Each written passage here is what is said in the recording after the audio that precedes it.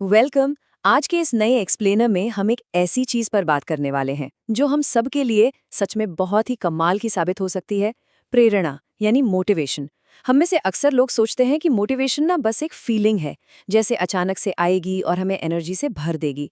लेकिन क्या सच में ऐसा है? असल में मोटिवेशन कोई ऐसी चीज नहीं जिसका इंतजार किया जाए, बल्कि ये एक एक्टिव क्रिएशन है। हम खुद इसे बनाते हैं। तो चलिए समझते हैं कि कैसे हमारी छोटी छोटी हरकतें, हमारी गति या मोशन हमारे पूरे वजूद को आकार देती है। तो अब एक बहुत ही गहरे सवाल पर आते हैं। जब हम इस दुनिया से जाएंगे तो क्या मैटर करेगा? हम खुद से क्या पूछेंगे? शायद यही ना, कि हमारे यहाँ होने से इस दुनिया में क्या बदलाव आया, क्या फर्क पड़ा। देखिए, सच्चाई यह है कि हमारे अंदर क्या चल रहा है, हमारे विचार, हमारी फीलिंग्स, वो उतना असर नहीं छोड़ते जितना हमारे एक्शंस छोड़ते हैं। आखिर में हमारी सोच नहीं, बल्कि हमने जो काम किया है, बस वही हमारी असली छाप बनता है। और यही बात हमारे आज के इस विश्लेषण की नींव है।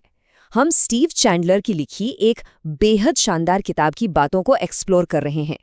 इंटरनेट के शुरुआती दिनों में ना, इस किताब ने ईमेल और वर्ड ऑफ माउथ के जरिए एक अलग ही साइबर पुनरुत्थान यानी कमबैक देखा था। क्यों? क्योंकि इसकी जो प्रैक्टिकल बातें थी ना, वो सीधे लोगों के दिलों तक पहुंची।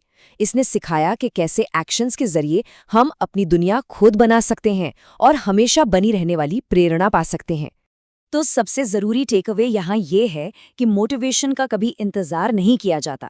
जैसे बचपन में बच्चे बर्फ में लेटकर अपने हाथ पैर हिलाते हैं और स्नो एंजल बनाते हैं ना, बिल्कुल वैसे ही कोई भी इंसान अपनी फिजिकल एक्शंस और मोशन के जरिए अपनी पहचान और अपनी प्रेरणा खुद तैयार करता है। यहाँ तक कि महान दार्शनिक अरस्तू ने भी कहा था कि हम जो भी करना सीखने वाले हैं, वो हम असल में करके ही सीख सकते हैं। बहादुरी के काम करके ही हम बहादुर बनते हैं। मतलब मोशन ही हमारा निर्माण करता है। अब आते हैं एक ऐसी बात पर जो हमारी सबसे बड़ी गलतफहमी दूर करती है, हमारी पर्सनैलिटी यानी हमारा व्यक्तित्व। हमें लगता है ना कि हमारी पर्सनैलिटी फिक्स्ड है, कि हम तो ऐसे ही हैं। पर असल में ये एक बहुत बड़ा भ्रम है, एक खुद को सीमित करने वाला मिथक। ये झूठ हमें खुद को लगातार नया रूप देने की शक्ति से दूर कर देता है। सच तो ये है कि हम हर पल अपनी सोच और अपने काम चुन सकते हैं। निराशावाद या आशावाद कोई पर्सनैलिटी नहीं है, बल्कि ये हमारी अपनी चुनी हुई आदतें हैं। इस फिक्स्ड पर्सनालिटी वाले मिथक को तोड़ने के लिए इतिहास का एक बड़ा ही मजेदार किस्सा देखते हैं। सोच कर देखिए, मोंटे कार्लो में एक चार्ली चैपलिन हमशक्ल प्रतियोगिता हुई और असली चार्ली चैपलिन उसमें किस नंबर पर आए? तीसरे स्थान पर। है ना हैरानी की बात? ये किस्सा पूरी तरह साबित करता है कि व्यक्तित्व कितना तरल और बदलता हुआ होता है। जब एक इतना बड़ा मशहूर आइकॉन खुद अपने ही कैरेक्टर की एग्जैक्ट नकल नहीं कर पाया, तो फिर हम क्यों अपनी पर्सनैलिटी को एक फिक्स्ड सांचे में बांध कर रखते हैं? इस भ्रम से निकलने का एक और जबरदस्त तरीका है। साइकोथेरेपिस्ट डेवर्स ब्रेंडन ने एक बड़ा ही पावरफुल मनोवैज्ञानिक अभ्यास डिजाइन किया था। इसमें ना, लोगों को अपनी मृत्यु शैया यानी डेथ बेड की कल्पना करने को कहा जाता है। उन्हें सोचना होता है कि उनके आखिरी पल चल रहे हैं, और उन्हें उन सभी प्रियजनों को याद करना होता है जो उनके लिए मायने रखते हैं। और सबसे बड़ा स्टेप, उन्हें वो प्यार जताना होता है जो शायद वो जीते जी नहीं कह पाए। सुनने में थोड़ा अजीब लग सकता है, लेकिन जब हम इस तरह अपनी मौत या अपने अंत का सामना करते हैं ना, तो एक अजीब सा, एकदम फ्रेश एहसास होता है, बिल्कुल जैसे हमारा नया जन्म हो गया हो। मौत की ये सोच हमारी जिंदगी की सारी छोटी मोटी शिकायतों और फालतू की टेंशन को एक झटके में गायब कर देती है। हमें एकदम क्लियर हो जाता है कि लाइफ में असल में इम्पोर्टेंट क्या है। जनरल पैटर्न ने ठीक ही कहा था, ऐसी क्लैरिटी ना मौत को भी जिंदगी से ज्यादा रोमांचक बना सकती है। और ये चित्र बहुत ही अच्छे तरीके से समझाता है कि हमारा अंदर का हाल हमारी बाहरी दुनिया को कैसे तय करता है। अगर हमारे अंदर मोटिवेशन और खुशी है, तो एक बड़ा सा शहर हमें एक जीवित ऊर्जावान महानगर लगेगा। लेकिन अगर हम अंदर से थके हुए या निराश है ना, तो वही बिल्कुल सेम शहर हमें स्मॉग से भरा, भीड़ भाड़ वाला एक उबाऊ और बेकार जगह लगेगा। असल में हम दुनिया को वैसी नहीं देखते जैसी वो है, बल्कि हम दुनिया को वैसे देखते हैं जैसे हम खुद होते हैं। चलिए अब बात करते हैं अपने भविष्य की कल्पना करने की, यानी फ्यूचर विजुअलाइजेशन की। इसके लिए 1976 की एक बहुत ही कमाल की घटना देखते हैं। टक्सन एरिज़ोना में एक पत्रकार ने एक आदमी के साथ लंच किया। उस वक्त उस आदमी को कोई नहीं जानता था। वो बस एक अनजान बॉडी बिल्डर था जो अपनी एक फ्लॉप फिल्म स्टे हंग्री का प्रमोशन कर रहा था। वो इंसान और कोई नहीं, अर्नोल्ड श्वार्ज़नेगर थे। जब उस पत्रकार ने अर्नोल्ड से पूछा कि अब आगे क्या प्लान है, तो अर्नोल्ड ने बड़े ही आराम से कहा कि वो हॉलीवुड के नंबर 1 बॉक्स ऑफिस स्टार बनने वाले हैं। अर्नोल्ड का मानना था कि हमें किसी विजन के सच होने का इंतजार नहीं करना चाहिए। हमें एक शानदार विजन बनाना है और उस तस्वीर में ऐसे जीना शुरू कर देना है जैसे कि वो अभी इसी वक्त सच हो। दुनिया हमें कब पहचानेगी इसका वेट नहीं करना है, बस उस रूप में जीना शुरू कर देना है। वैसे एक बड़ी ही दिलचस्प बात है कि बच्चे अनजाने में इस तकनीक का कितनी खूबसूरती से इस्तेमाल करते हैं।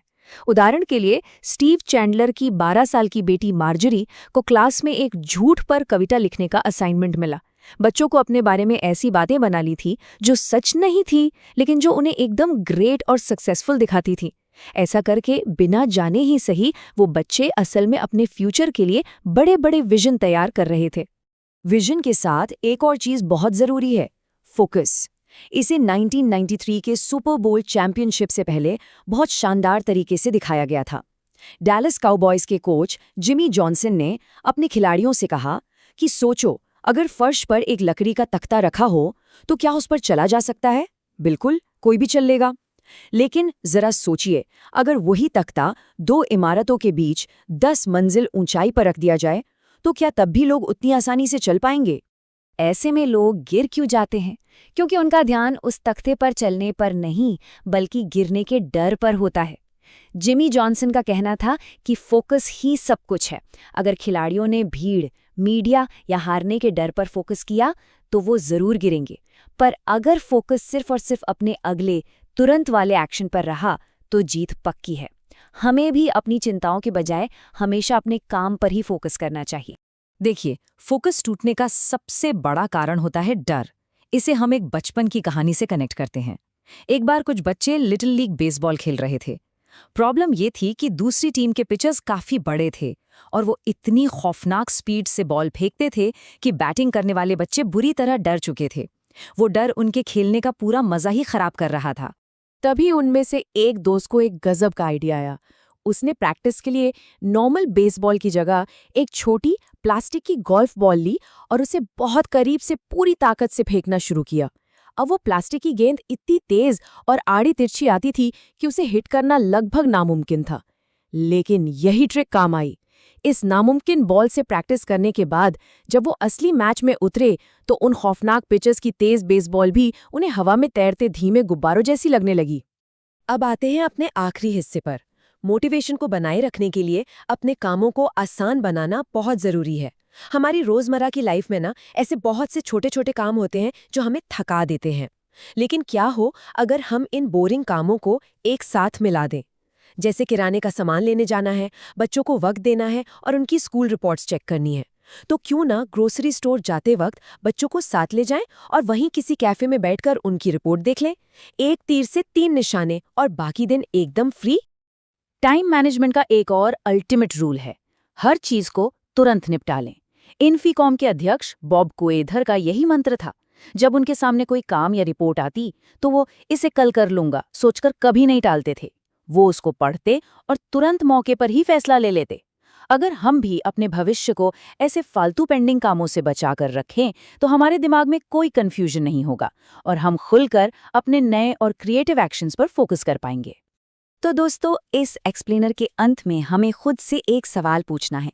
आज हम कौन से ऐसे सचेत और सोचे समझे कदम उठाने वाले हैं जो हमारी पहचान बनाएंगे? याद रखिए, हमारा आने वाला कल और हमारी पर्सनैलिटी कोई फिक्स चीज नहीं है। हम इसे खुद अपनी हरकतों से, अपनी गति से गढ़ सकते हैं। तो अपना खुद का स्नो एंजल बनाने के लिए और इस दुनिया पर अपनी अनूठी छाप छोड़ने के लिए आज हम क्या नया एक्शन लेने वाले हैं? सोचिए और शुरुआत कीजिए। हमारे साथ यहाँ तक जुड़े रहने के लिए बहुत बहुत शुक्रिया।